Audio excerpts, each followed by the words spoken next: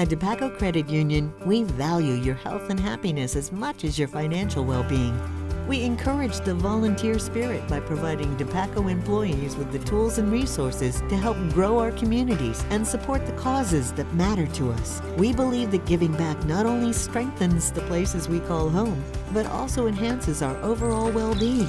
Well-being is the key to a life worth loving. So when you think about yours, remember that DePaco can help you be well. All things Hawkeyes. Your all-access pass from the sidelines to the postgame. Iowa's News Now Sports presents Eye on the Hawks. Sponsored by DePaco Community Credit Union and Pin Seekers.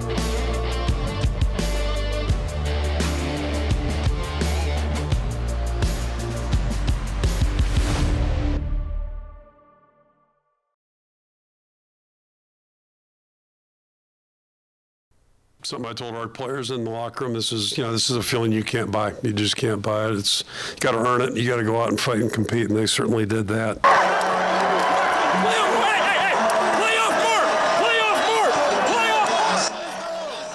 And that is how a nickname and a legend begins at Kinnick Stadium. Mark Gronowski, you bring him in because he wins. And boy, that was on full display. The winningest quarterback in the history of college football, all divisions, NCAA level, doing it again in heroic fashion over the Nittany Lions of Penn State. 25-24, your final from Kinnick last night. The vibes immaculate as Ones walks off the field in Iowa City. Welcome to your Sunday edition of Eye on the Hawks. Mitch Fick, Mike Howell, and Director Wren holding it down on a Sunday afternoon. Thank you if you're watching on the Iowa's News Now YouTube channel. Plenty of stuff getting there as well from after the game as we look ahead to the final game before this second bye week coming up later this week, but we'll recap Penn State first, of course. And if you're listening wherever you listen to podcasts, thank you for doing that as well, as we're here in the DePaco studio, brought to you by DePaco and Pin Seekers. Just a crazy win, crazy night, crazy game, crazy performances, a lot to talk to, and we will tee it up courtesy of Pin Seekers to start things off with, what else do you call it, Mike? The Gronowski game. Yeah, that's the best way to describe it. His performance on the ground is, Iowa was down 11, and they needed all those yards to come back. And I think I wasn't the only Hawkeye fan after Penn State had went up by 11. Like, I've seen this before. Iowa cannot sustain drives, cannot drive the ball down the field, score touchdowns to win this game, and they did it. They did it, and you can't really say much more about that. Let's hear from Mark and Jennings dunker Kamari Moulton, who gets swallowed up on all this, only had, I think, 109 total yards, 99 on the ground, part of a great rushing attack. The O-line keeps doing their things. And some interesting insight into the final play, the call, and what people knew about it, and we'll get a full look at that after we hear from the fellas. Apologies for the leading question, but it's this to us is a situation. It's like, this is what you brought Mark Gronowski in for. Did it feel like that to you going into that drive, and does it feel like that to you now post game? Yeah, I'm a guy that wants the ball in my hands whenever I got the opportunity to, and just talking with Coach Lester on the mic, even that first play of the game-leading drive, he said he was going to put the ball in my hands when we needed to, and he did, and I ended up making a great play there. And again, thanks to the offensive line for the blocks and everything up front. And then at the end there, we were kind of planning, we were talking about that play that we were going to end up running, the fake with me rolling out, and I'm trying to put the ball. They wanted me with the ball in my hands when I get the opportunity to, and I'm really happy to have that opportunity to get the ball in my hands. So I'm going to do what I can and keep pushing these guys, keep leading these guys as best I can, and we're going to try and keep moving this thing forward. What about your quarterback out rushing? Hey, by any means, we got to win by any means. So I just think it's a team effort, and him rushing it, and if that's what we needed, that's what we needed. So I'm happy for Mark and I'm happy for the team. What did you think when you turn around and he's on a 67-yard gain in that fourth quarter?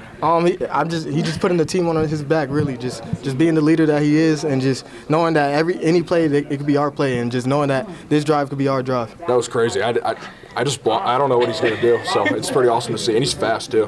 He's a lot faster than me. So walk us through that final call of kind of the end around.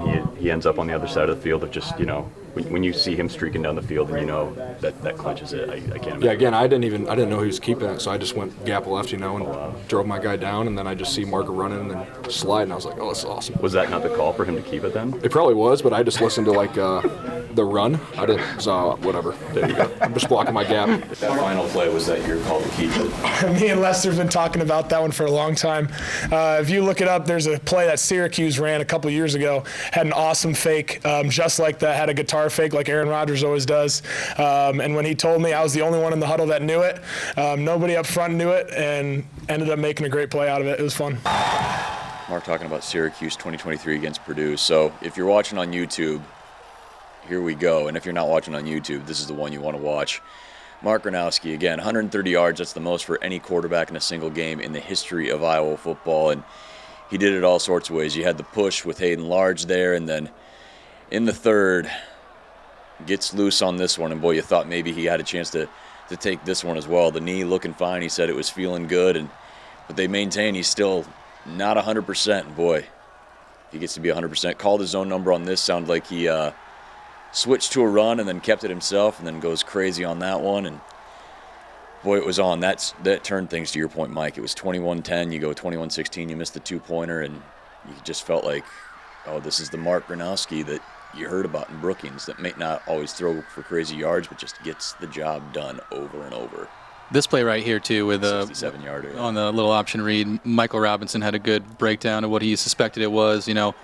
He was like, the call was to go Mark outside, but one of their linebackers was there, so he just pivoted, took a cut straight up the field, and scored it through that line somehow. Yeah. And then busted one for 67 yards. And then you just heard there again, him and Tim Lester are the only ones that knew he was going to keep it on that end around there. It's wild, and then the celebrations begin, and you hear playoff Mark Cohen entering her.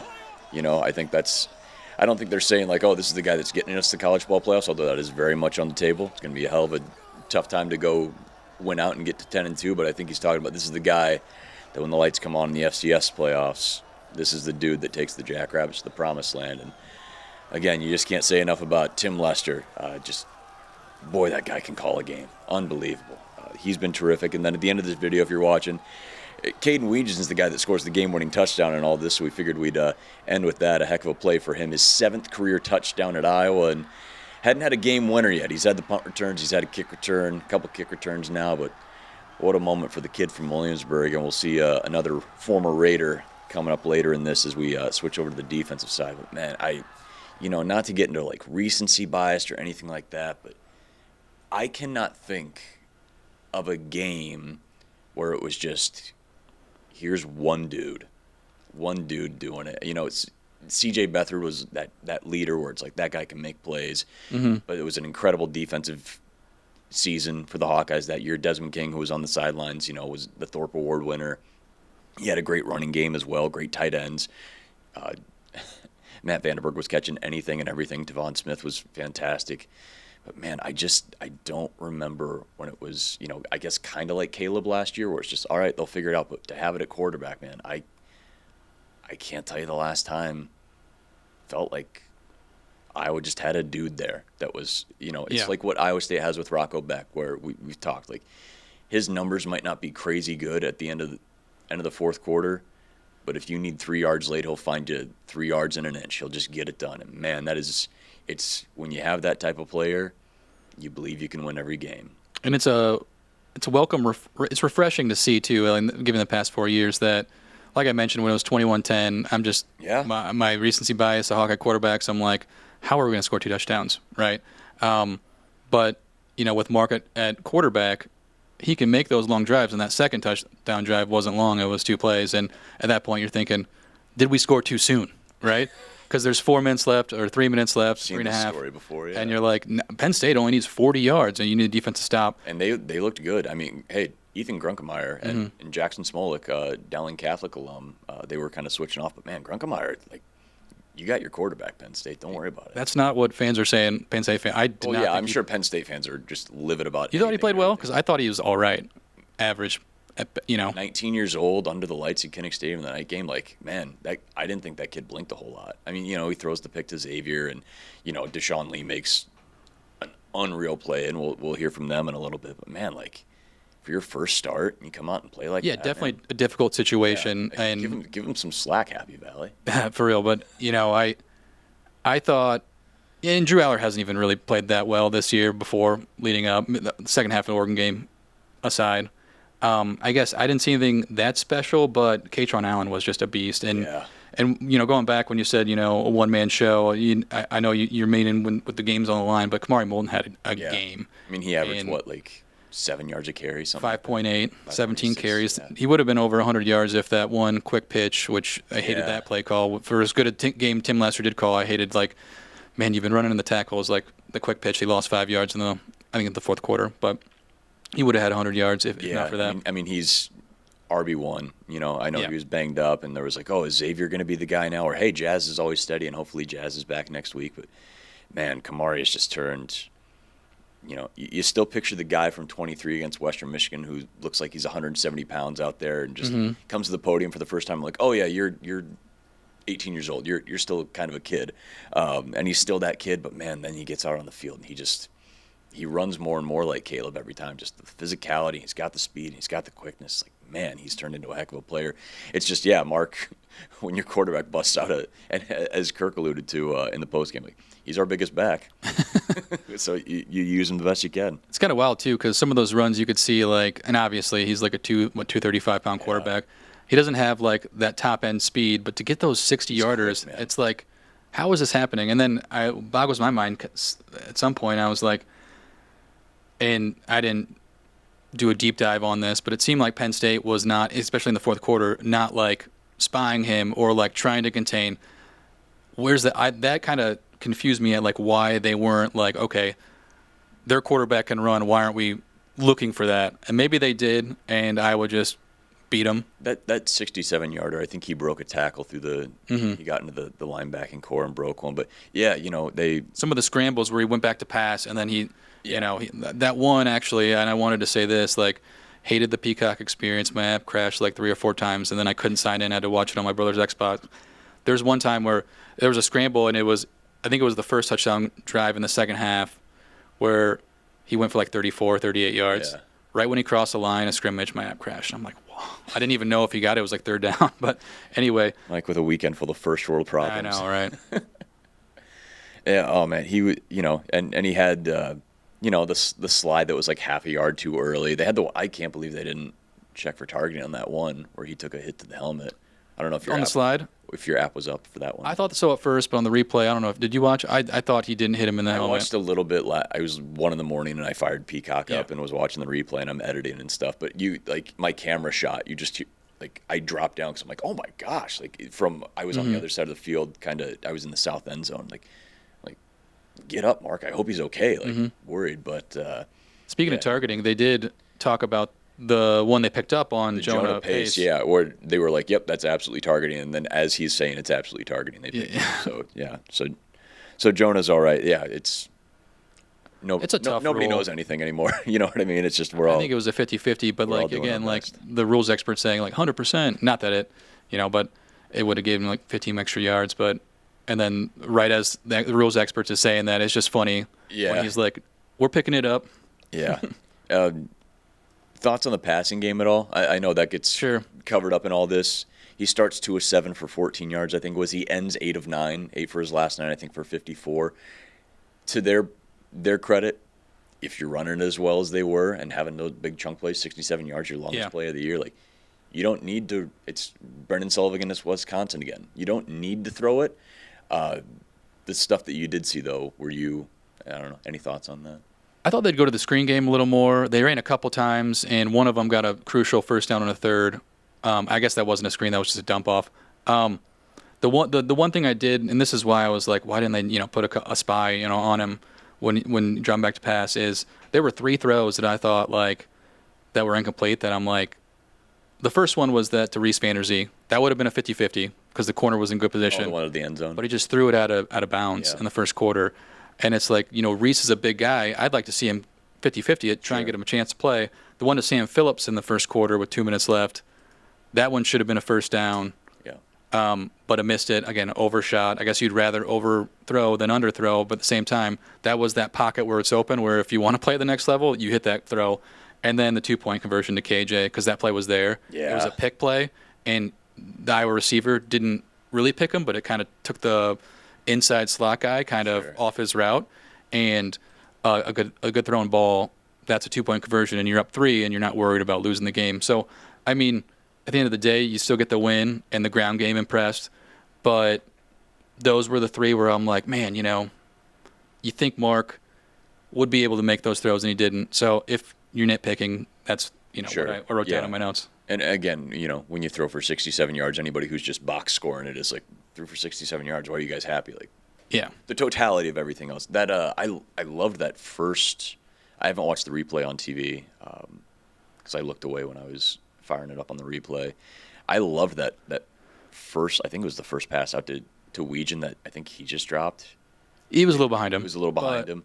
But I'm like, boy, I love that setup because if he gets around that corner, that's a fun one. And to your point, like screen game, opening that up would have been good. But again, once that running game gets going, it's like, all right, it worked all last year. Just like we said, the Ron Swanson philosophy, just whole ass one thing. Don't try to do anything else. Well, to your point too, that I think it was the second drive after the pick, I was just gashing them, right? And then it's 1st and 10, and they throw an incomplete pass. They run it, get 4 yards, and then it was the RVZ kind of deep shot when the safeties are up, and it's like that's when you take the deep shot, but you got to give your receiver a chance. But as a fan that's always saying that you need to open the ball up, I'm like, man, you're gashing them. Just keep running. It's so funny how, that's football, right? That's football, I guess. It's going to be interesting to see what they do against Minnesota. Obviously, we'll talk more about that on Wednesday, but that's a dangerous secondary. John Nestor's playing well, Kerry Brown, Coy Parrish, obviously, and they were pressuring the quarterback on Friday night against Nebraska. 9 sacks for the Gopher defense. So we'll see what the offensive philosophy is going up against the Golden Gophers, Danny Collins and company. We'll put a bow on it there. Thanks to Pin Seekers for sponsoring our Teeing It Up segment as we looked back on what a game from Mark Gronowski. And, boy, that's still one. Folks are going to talk about where they were for that one for a while because, it's just been so long since you felt like, Brendan Sullivan flashes of it of, like, electric runs and doing that. But, boy, just like – when the chips are down, and I don't care what Penn State's record is, those are still Penn State players out there. They are athletes. Again, Katron Allen, just an absolute He's dude. A beast. The kid, what was it, Wheatley, the kid that made the one-handed interception off the ball that looked like Gill could have had, like, unbelievable play. Any win against Penn State's a great win. So that was a big one for Mark to show up in that one. Yeah, I do take into consideration just the opponents a little bit, but I will say with the amount of mistakes Iowa made, like you said, the Gill drop that bounced off his shoulder interception, Cohen offsides on 4th and goal stop, Stevens missing the 40-yarder. I'm not going to, we'll get into the field goal stuff later. But the PI on 3rd down on Cohen, even though I think he probably saved a touchdown, still like when you have him 3rd and goal, that led to a touchdown, and then PFF graded him for 16 missed tackles, which I thought was high, but on the rewatch, I'm like, okay, I can see a lot of them. 7 on that 4th and 4 where Brockemeyer got loose. That was the one where I'm just like, all right, like that's one of those plays where, like, I know Nittany Lion fans sounds like they're wishy-washy on him. I'm like, kid's slippery, and made. There was that stretch where they were just making 3rd down throws and just everything. I went into the post game. I'm like, were they like 8 of 11 on 3rd down? They're like 6 of 16. Like, man, and then all those 6 were like right there for me. It was, they were. They were tough to get rid of, but to make those mistakes and still come out in the 4th quarter and win, like no matter who the opponent is, and you look at the record and you're like, okay, maybe they should have won by more, but at the same time, a team with this record usually doesn't have this many talented players, so it's even more impressive in that aspect. So I guess to fans saying that, and most of them are probably like rival fans, so don't give them the time of day. Like, Iowa looked like it in the first half, tried to give the game away, but they came back and they won. So I'm going to be a happy fan. Yeah. Just, hey, take the wins. How are they, like Kirk said off the top, you can't buy this feeling.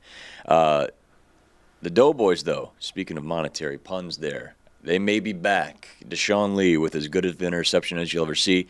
I didn't get a shot of it because it was in the north end zone in the corner. I was in the south end zone on the same corner. There's a lot of people between that shot and where I was. But you also had a great play. Xavier Wampa those two, maybe the games of their careers at Iowa.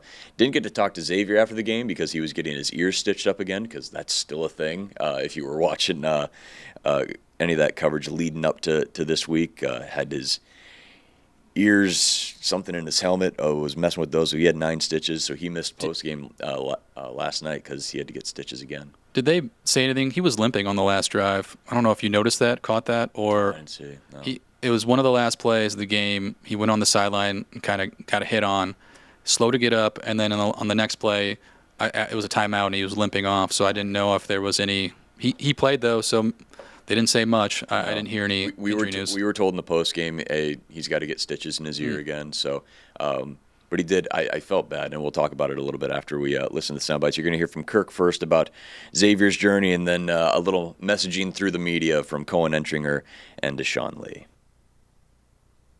Like, he's just done a great job, and I haven't seen the film, but I would argue this was his best game, and he played a great game, and just really happy for him, and would have been great if he scored that touchdown for a couple of the reasons. But you like to see older guys just really start to, get into a position where they're enjoying success on the field, and he certainly worked hard for that. Deshaun Lee, man, one, that's my Peterson Hall roommate, that's my dog, that's my Michigan boy, and I'm just so proud of him. I hope he sees this video and he knows how much I love him, and I knew he was going to show out in this moment, man. He's just a tough competitor. He's a tough, scrappy DB, and I love him, and I know this team loves him, and he's my MVP.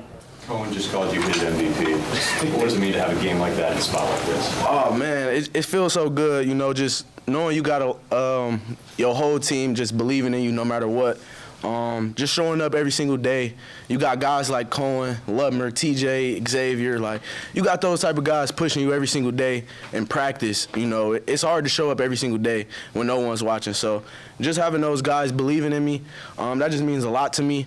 And I just want to, give my all for my team in any moment, no matter the circumstances, no matter the situation. So, yeah, I'm just grateful for that. Thank you to Cohen. You wanted to know in 1 week from the other. He's got a great attitude, great work ethic, and I think he's kind of representative of a lot of guys on our team. Last year, the corner position was solid, but it was not a strength of our team or defense. And TJ is just we saw him in the spring just really elevate, and he's playing fantastic football.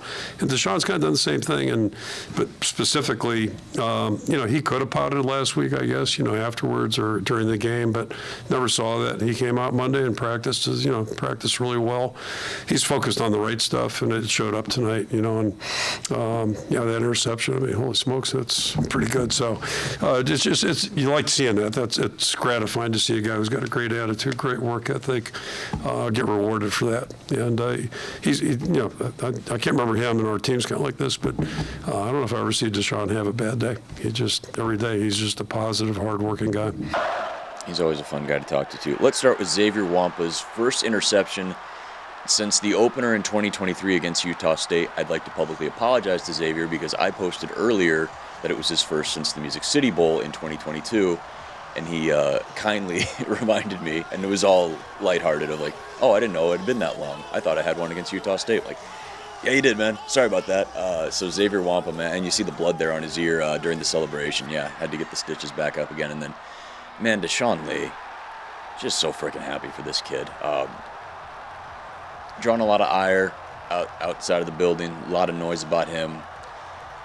But, man, for him to have a game like that, and you saw just how happy his teammates were and how much it meant to Cohen for him to have a big game, for Deshaun to have a big game. And, man, that's what it's all about. You take some lumps, and, Kirk talked about him, not starting the other game, and Lutmer getting some run at the starting cornerback position as well. But man, just great to see Bean, as they call him, have a great game. And then other defensive sides, hey, Jaden Montgomery, he came up with some big tackles there in the fourth quarter. Jaden Harrell gave it a run in warm-ups, didn't play though.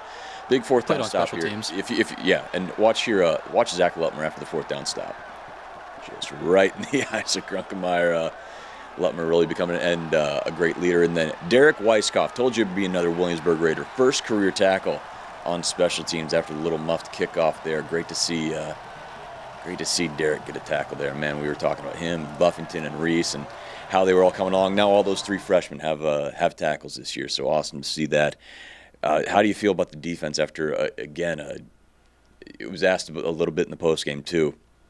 You don't have any quote-unquote stars necessarily. Jay Higgins isn't out there. Guy like Cooper, all these names that we had last year. Maybe they're not out there, but you've got some really stalwart veterans. Max Sloan had a PBU. Herc had a great pressure there. Again, Jaden and Jackson and Shire running around. Secondary, we just talked a lot about them. Man, this group 7 games in, they're doing Phil Parker defense things. Yeah, 100%. And, Devontae Ross, only 2 catches, 15 yards on 4 targets. Had a nice third down, but other than that, yeah. After the game he had last year, in Kinnick Stadium at Troy, that's huge because they do have talented receivers. And maybe it does go in a little bit, the redshirt freshman, right? Quarterback coming in, first start at Kinnick. That's a difficult situation.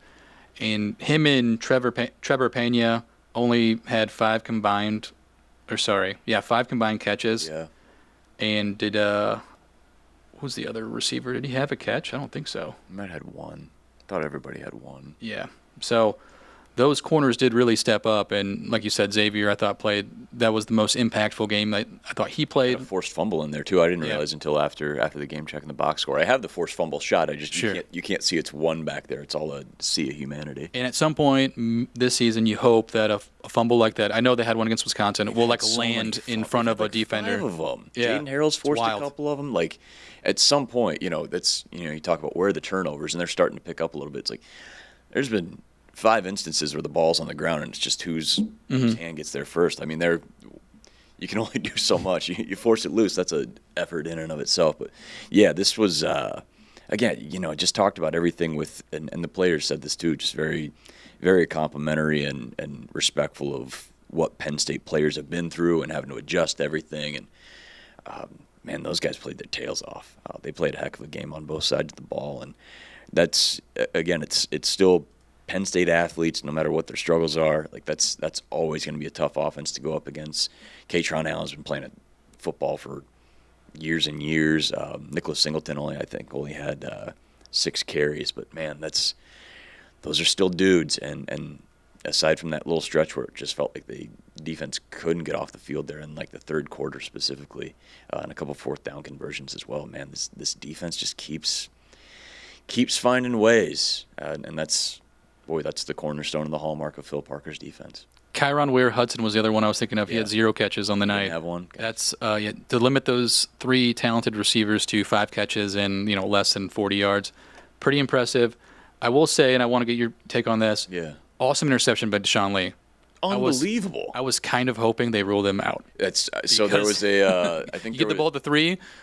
Best case scenario, or if they punt, maybe there was an 25. alum too. We were talking because I was like, he caught it, but like his foot wasn't down. And he's like, well, I hope they don't call it an interception because like I want him to punt and have a shot at blocking it, and maybe have Caden return. But I'm also like, again, the sentimental part of like, I want Bean to get a play. Like he deserves a play, and when you put that effort out there, like, come on, like give it to him, and he got it. And so, yeah, that was pretty cool. But yeah, the same discussion of field position wise wouldn't be great, but man, just adds to the lore of the night he had in the Iowa secondary. And boy, yeah, that feels like, especially coming in with another redshirt freshman quarterback against the Gophers. We'll talk more about Drake Lindsay on Wednesday, but he's a guy who's building some confidence. It's not going to be his first career start in Kinnick, but his first career start at Kinnick, if that makes sense. He's been starting all year, and he's been highly praised coming out of Arkansas as a high school guy. So we'll see if the defense is up to the task against another young guy who is showing a lot of promise. Let's turn back, though, to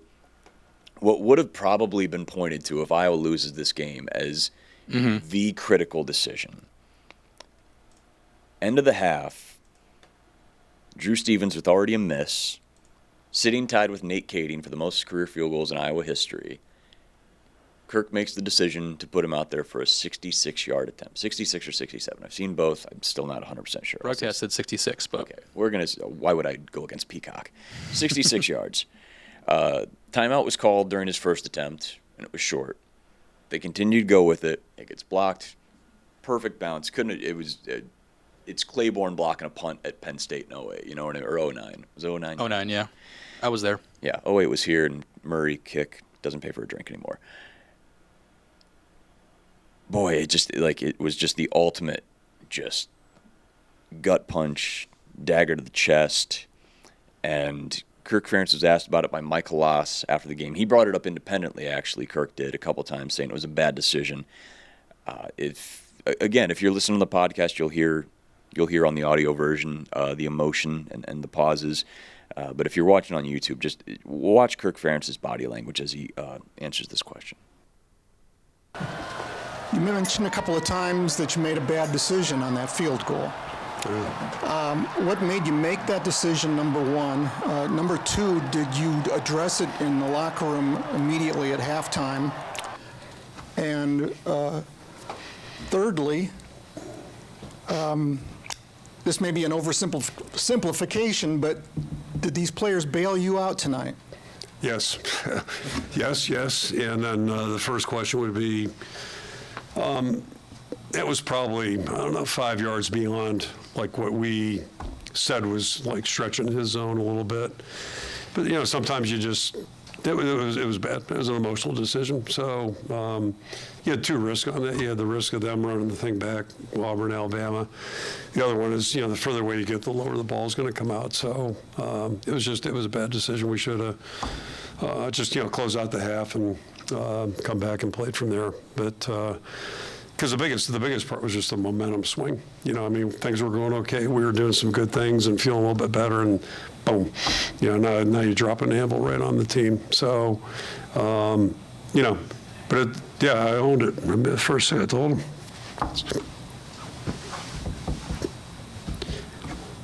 Last question. Bad decision, but you keep playing. You got 30 minutes, you keep playing. And they did it, thank goodness. So, it was a good deal. Chad Lace, Dakota Des Moines Register. I think Xavier. I think they know I'm not trying to lose, but I think they know that. They trust me that much. But helped them win a few times. Oh boy. All right, more on that in a little bit. But first, congratulations to Drew. What an accomplishment. I know it hasn't been the easiest year for him with the misses. The block just exacerbates everything. But boy, you kicked as well as you have and setting a career mark. And anytime your name's rising above Nate Kading's, that's a pretty big deal. So congrats to Drew. But what do we make of this with 5 games left and knowing how Iowa plays? And you're gonna need your field goal kicker at some point. Heck, you a lot of different variables against Indiana. But man, how do you feel about the kicking game right now? Mixed. When you look at his stats between the 40s. He's hitting 63% in his career, 15 of 24. Yeah. If you go inside 40 yards, he's 93%, so like almost automatic. And then 50, he's shooting, thinking basketball, he's hitting 65%. So he's better from plus 50. And one of those, he has 17 kicks, 50 plus on his career. He's made 11. One of those was that 66-yarder, which he probably shouldn't have been asked to do. And another one's the one against Wisconsin last year where he boomed it off the upright. It was still rising somehow from 56 or whatever it was. So I am wondering too, because it was 4th and 3 on that miss. I don't know why he's not good in 40. If it's individual things, if I'm not going to break down his kicking motion or whatever. But at some point when you look at the numbers in front of you, you're like, on that side of the field, 40 to 49 yards, you're within go for it territory. Sure. And you have Mark Gronowski. If it's 4th and short, if it's 4th and 7, 8, kick it because it's not a high percentage play to convert. Do you start just going for it in that? And I don't know why he's missing those 40 to 49 yarders. It's a mystery to me, but it just seems he's not like missing them terribly. The one he missed in the north end zone last night. I mean, it's kind of just over the upright again. A little more to the right, but he's not shanking these for the most part. I think there's maybe 1 or 2 that he's had that have just been like, oh yeah, that's not close. But it's tough. I think you got to consider it. Let's go for it. We're at the 35. Lean into what you're doing. Yeah. Because Mark in this offense. I should say this offense with Mark at the quarterback. You can get those short yardage 3rd and 4th downs, even though they didn't do particularly well on 3rd down last night compared to the regular season. So I think, you got to start thinking about that. It's a nice problem to have. Oh, yeah. Well, we're good at getting short yardage. Yeah, I guess we can lean into that. That was part of the reason I thought. I'm comfortable with Drew, and then inside that is same. Yeah, I mean, it's still the guy who walked off Nebraska and who won at Northwestern and who hit 5 field goals at Rutgers. Like he can do it. You've seen it. It's just now, it's feeling a little more wild cardish than I think anybody thought it would be. Thought we were through that, but when you're comparing him to Nate Kading, who was like Mr. Automatic as last year, you think he'd be more comfortable. And I'm not saying he's a bad kicker because I think he's a great kicker. It's just sometimes it just puzzles you how a kick gets missed. And it's one of the most volatile positions in sports, right? Not just from like how people look at you and think of you week to week. I mean, Mike Vanderjagt for years was like he's the greatest kicker in the history of football, and then had like one bad year and just you're done. I mean, the bottom drops out quick. I mean, Kading had an amazing NFL career, and then I think the last year or two it was if you start missing them, like they'll go find somebody else, and it's tough, man. It's if you can kick well or punt well, the world's your oyster in football. But man, when it's over, it's over, and it ends swiftly. So hey, everyone's pulling for Drew. That's 100% sure. Back to Kirk's reaction though. He's gotten more emotional in years past, and that's well documented. That's the first time in a post-game presser I thought he was going to break. When if you're watching on YouTube, he kind of steps back. Yesterday was his 335th game coached at Iowa. You add in the time at Maine, and I think he's at 368. 70 years old, coaching for head coach for 30-plus years now, and all the time, he could rattle off the dates for you. It still scares the hell out of him that he could make a decision that screws over his players and takes it that hard. I doubt I was the only media member in that room that was almost choked up watching it, because it's, man, like he's still that invested. And yeah, like if his players don't bail him out, and he said as much, they bailed him out. He knows like something that he tried to do, and I think when he calls it an emotional decision, I think he was like, Drew needs this. Drew needs like a big boom. Let's give him a chance. Like people have talked about his range. Like if he misses, the clock runs out. Whatever. No harm, no foul.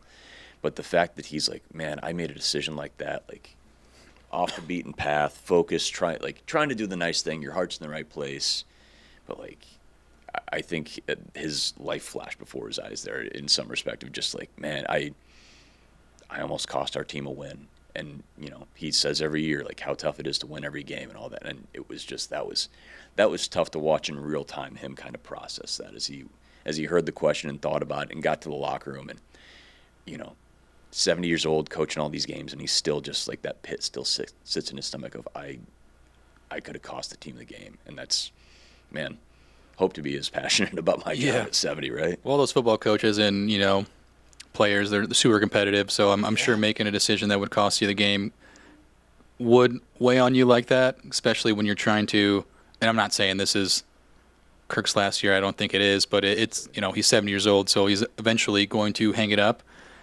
But when you look at let me ask you this, when he was trotted out there before the practice kick, I was like, all right, let's see how good his leg is, right? I was like, hell yeah, all right. We talked about Iowa State last year. Yeah, I was like, all right, like, and maybe that factors in. Question 2, after the practice quick, how did you feel? I kept watching the wind. I'm like, okay, the wind's like kind of blowing in a little bit, but I was in the mindset of, all right, like take a shot at it. If he misses, it's going to take all 6 seconds off the clock. I'm not thinking it's going to get blocked and then bounce perfectly to 9, and he's like, that's it laid out perfectly, but there was a lot of talk in the press room at halftime, multiple people, and I'm not calling anybody out and say what you want, like I get it. They were like, that's just the worst possible call you can make. And I think you and I have talked about this like in the newsroom. I don't know if we've talked about it on here of like, it's a chicken or the egg thing. Like what makes a good play call? Because it worked. It was a bad play call, it not working. And so that was my like counterpoint, and I didn't really have a strong opinion one way or the other. Like, but if he makes it, so it's a great call. But because he didn't make it and it got blocked, it's a bad call. I'm like, it's an absolute nightmare scenario of how it actually worked out. I'm like, it's Drew Stevens. We've talked about it. Like, man, could he hit from 65? And maybe, he says so. Maybe, I think maybe not the best scenario to do it. But yeah. And we talked to him before the season in our Penn Seekers segment out at Penn Seekers and Tiffin, and I think he said, with no wind indoors, he believes he could hit like 65, 70. At the same time, here's how I thought, and I wasn't at the stadium, so I didn't factor wind in at all in my head. I'm like, it's like, 5-8 yards short? All right, do not kick this. For the first time in my life, I was like, let's kneel it to end the half. But you've changed. I know, right? But it's all situational, and And it was third down. Sure, yeah. I think a lot of people were talking about it, like, why not run, like, a quick out, throw it out. Still, I mean, if you still decide to kick it, it gets blocked or whatever. But, yeah, I think I that just was didn't think there was going to be a like, scenario where he brought him out again after he missed that much, because then it gets in his head, and this is hindsight's 2020, right? Of course. I didn't get it there. I'm going to have to kick it harder and potentially lower. Yeah. And the guy who blocked it didn't even jump. Like, he just put his hand up, and Drew tried to get it, and it's a nightmare bounce, and then you're down 14, and that's one scenario where Penn State wins with this team that's wounded, no backup quarterback, and they were missing one of their best linemen too on the offense.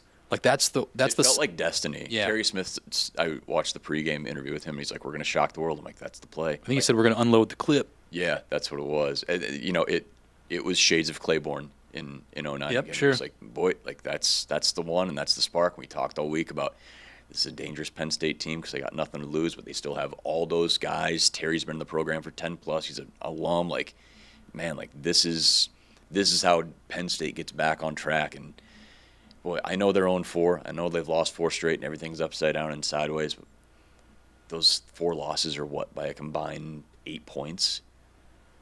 Like, that's the dividing line in college football. From 3-4 and be like, Penn State's poverty program. I'm sure people are saying stuff like that. I'm certainly not. They're a blue blood. But 8 points the other way, and they're 7-0. Aller's probably not hurt. I mean, butterfly effect's crazy. James Franklin's still there, and they're the number 2 team. It's not Indiana that's number 2. It's just wild how things in that margin just changes everything. Again, yeah, college football is fickle if Mark's not hurt against Indiana, if he didn't miss all this time and he's leading the offense on one final drive in Ames, like it all changes. But that's why we tune in every week, because it's just nuts. 100%. And going back to the kick, here's the one thing that this is my first reaction once the kick happened. I'm like, man, I hate this. Every time, it's not every time, I'm exaggerating here, but when Kirk goes aggressive, something horrific happens, and then he goes back into being conservative. I'm like, that's horrible that the kick got blocked and it went back for a touchdown, but I just hoped he wouldn't go ultra-conservative, and I think he didn't, because that bootleg in the second half to ice the game, I feel like, I'm thinking about Iowa State last year at home. It's run, get the timeouts out, and then punt it back. But they went for the first down, although it is that's a high-risk, high-reward play. I shouldn't say that. It's a low risk, because what's the worst that can happen? I'm talking about the Mark bootleg to seal it. Like, someone's there and he slides. Yeah. Like, there's no turnover. Then you punt it away. And they have 20 seconds left. But boy, man, like I said, Tim Lester still just he is calling games, man. It is fun to watch. Let's recap our picks. Owen's not here, but gold standard this week. He went 4-0 because he faded the Hawks. Yeah. Iowa wins, but they do not cover. So Penn State covered the 2.5. Nebraska on Friday night again. Boy, who knows what to think about Nebraska now. I thought Minnesota would cover, but Minnesota dominated that game. Owen and I had that. Mike went the other way. Thank you, Ohio State, for turning it on late. Appreciate that. Get that cover for everybody. The Rutgers game, I can't believe that. That might be my surprise of the weekend. Rutgers looked. I can't believe I picked Rutgers. I thought the travel. I picked Rutgers because of the travel impact. I thought their offense would just 42 to 3.5. Yeah, it was nuts.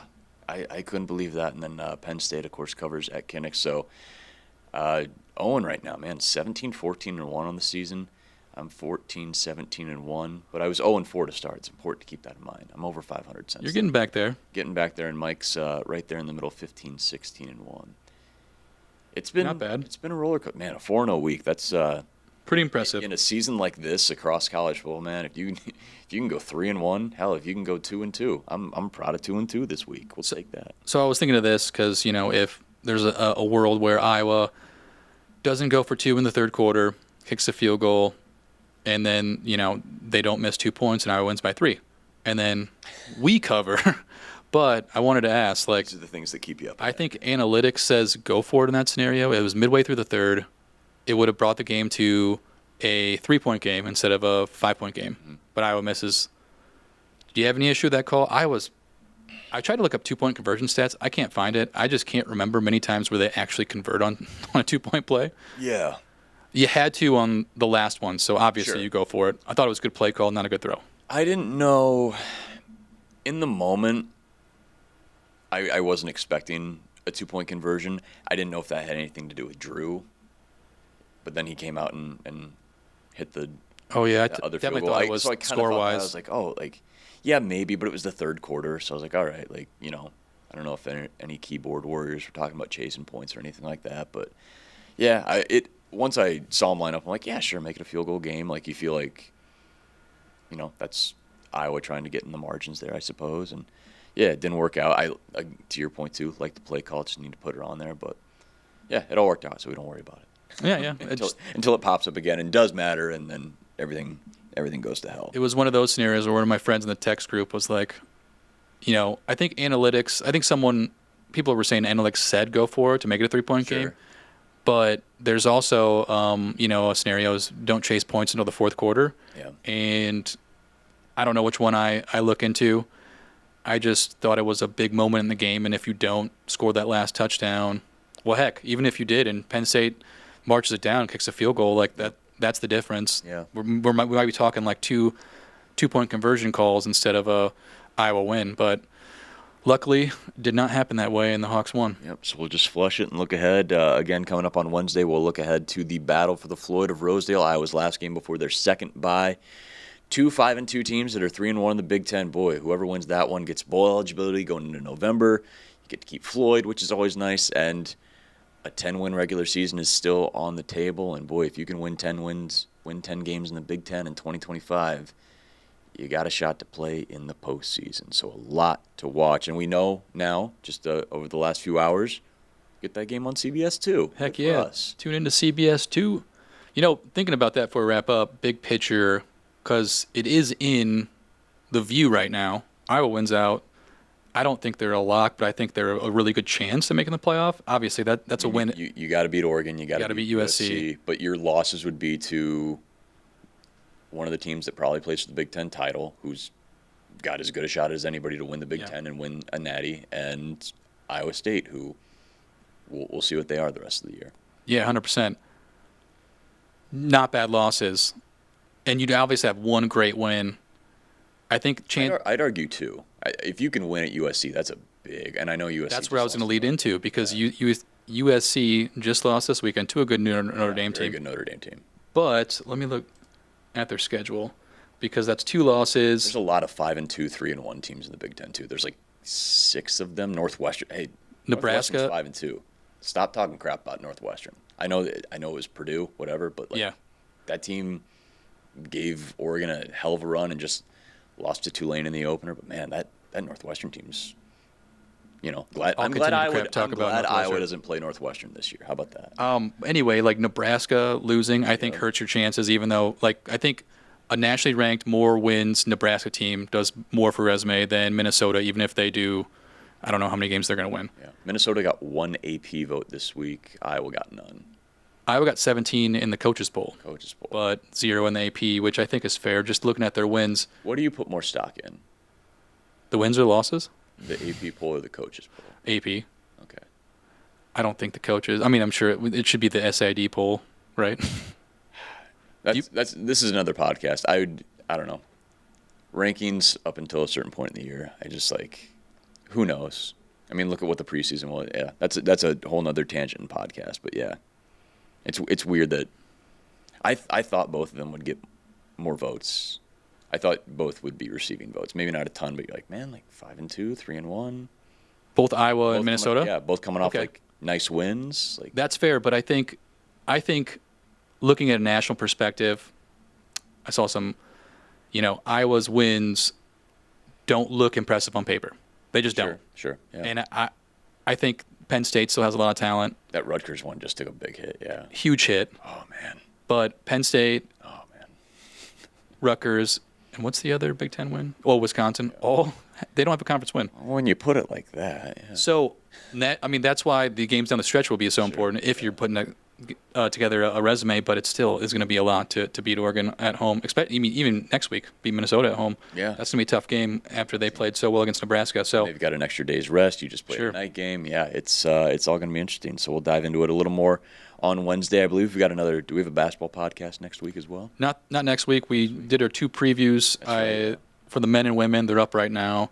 Getting a lot of views, so people are starved for that basketball content. We talked to some players last week on the women's and men's side, so those are up right now live. I'll push out some more videos this week just because, we've got the stuff. Probably won't. We've got content. Yeah, we probably won't talk to any players until maybe the women play on the 30th of October and the men play on the 4th. So it might be a few weeks till we get a podcast about the basketball team. But I'm thinking mid-November probably after the Xavier game for the men, and I have to look at the women's schedule to see if there's a big game in that first month. For sure. And thanks to Elliot Clough for stopping by. Yeah, he was awesome. Elliot's just the best. Love that kid. You just saw it up there. Iowa's News Now YouTube channel. You already know that's where we've got anything and everything. I think we've got some stuff I've put out there as well from some extended highlights from last night's game. We'll hopefully get up there. And then, again, all the post-game stuff, that's always there. And then wherever you listen to podcasts, search on the Hawks. We're there. Plenty of stuff to take with you. So we will plan on seeing you again on Wednesday as we break down the latest battle for the Floyd of Rosedale. Lots for Iowa to play ahead of that second bye week, and then it's November, and we know how well Iowa plays in November. We'll see if they can continue that against a really tough schedule. Until then, though, I am Mitch. He is Mike. Ren's covering everything behind the scenes. Thanks for listening on a Sunday to Eye on the Hawks. See you Wednesday. At DePaco Credit Union, we value your health and happiness as much as your financial well-being. We encourage the volunteer spirit by providing DePaco employees with the tools and resources to help grow our communities and support the causes that matter to us. We believe that giving back not only strengthens the places we call home, but also enhances our overall well-being. Well-being is the key to a life worth loving. So when you think about yours, remember that DePaco can help you be well.